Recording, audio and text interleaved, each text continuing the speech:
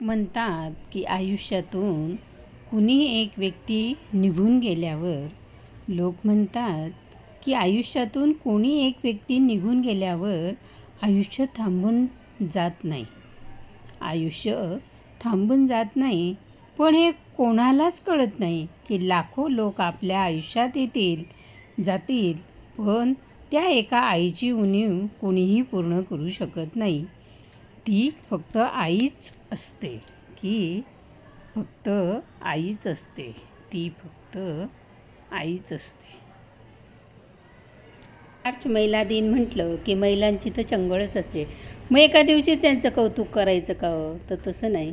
त्या काय काय करतात, काय काय नाही करत, आहे की नाही. लहानपणापासून आपल्या त्या पहिला गुरु म्हणजे आपली आई असते, आहे ना.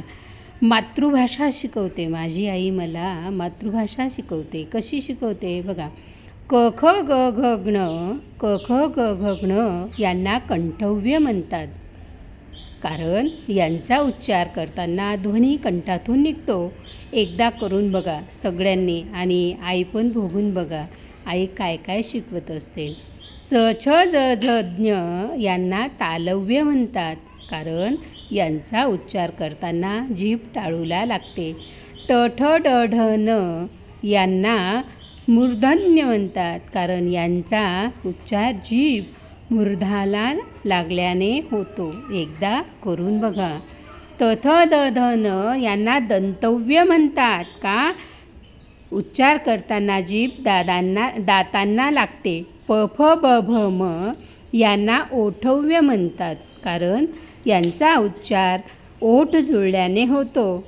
आपल्याला आपल्या भाषेचा अभिमान वाटतो, पण तो का ते पण लोकांना सांगा. एवढी वैज्ञानिकता कुठून आली, कशी आली.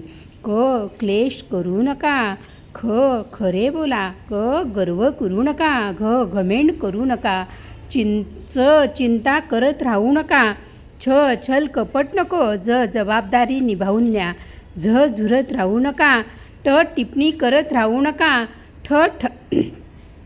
ठकवू नका, डरपोक राहू नका, डरपोक राहू नका, ढ ढोंग करू नका, त तंदुरुस्त राहा, थ थुंकू नका,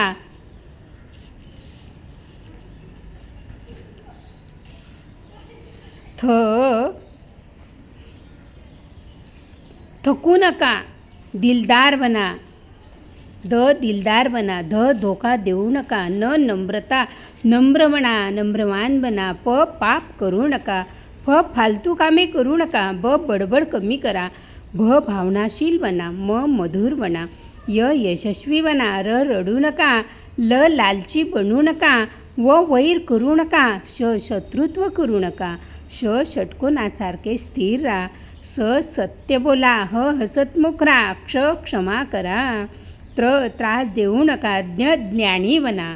ही आपली मराठी भाषा वळवली तशी वळते. आज मराठी दिनानिमित्त सगळ्या आयांना माझ्याकडनं हार्दिक शुभेच्छा. 8 मार्च बघा ना, आई आपल्याला काय काय कसं शिकवते. पहिला गुरु माझी आई असे, आणि आज त्या आईचा खरं रोज सत्कार व्हायला पाहिजे, आहे की नाही. घरोघरी त्याच परी सांगेना तीच बरी. स्त्री कुणाला कळलीच नाही. स्त्रीची निर्मिती. जेव्हा देवाने स्त्रीची निर्मिती केली तेव्हा तो शुक्रवार उशिरापर्यंत काम करत होता. तेव्हा एका दूताने विचारले, इतका वेळ का लागत आहे. देव म्हणाला, तिला घडवण्यासाठी मला किती साऱ्या अटी पूर्ण कराव्या लागतात हे पाहिलंस का. तिला सर्व परिस्थितीमध्ये काम करता आले पाहिजे. ती एकाच वेळी अनेक मुलांची काळजी घेऊ शकली पाहिजे. तिची मिठी गुडघ्यावरील जखम असो वा तुटलेले हृदय, गुडघ्यावरील जखम असो वा तुटलेलं हृदय सगळं बरे करू शकणारी असली पाहिजे. हे सगळं तिला 1-2 हातांनी करायचं आहे.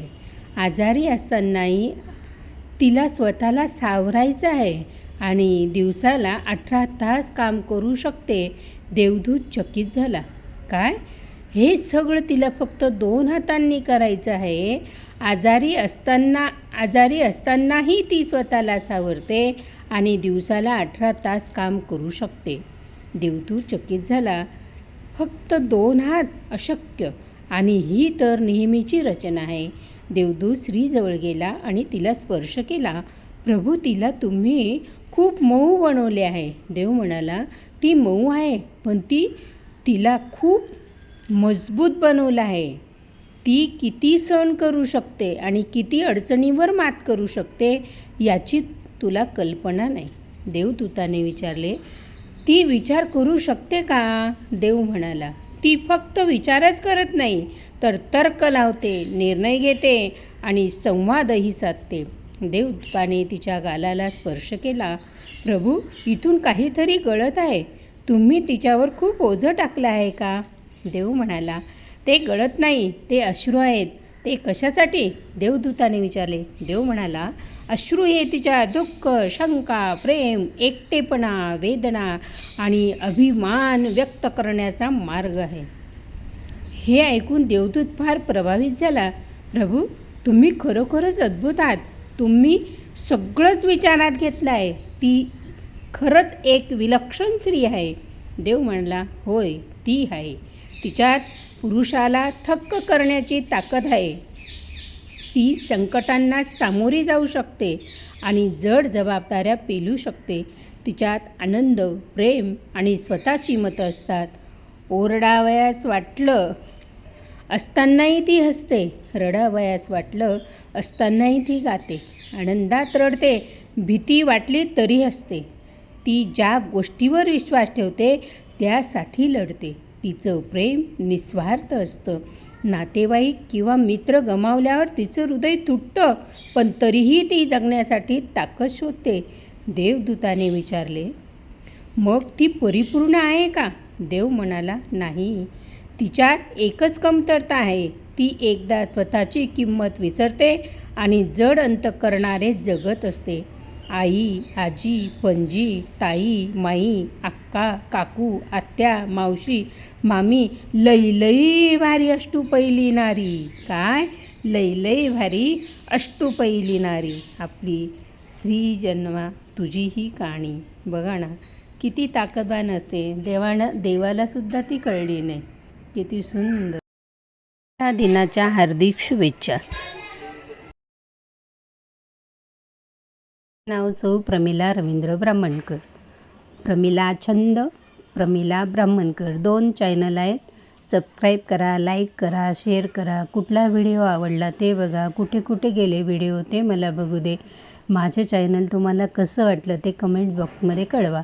आपल्या मित्रमैत्रिणींनाही सांगा. माझे नाव सौ प्रमिला रवींद्र ब्राह्मणकर. या दिनाच्या हार्दिक शुभेच्छा.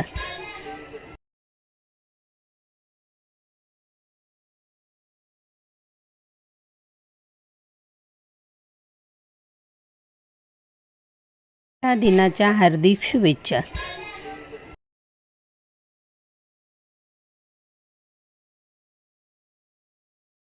या दिनाच्या हार्दिक शुभेच्छा.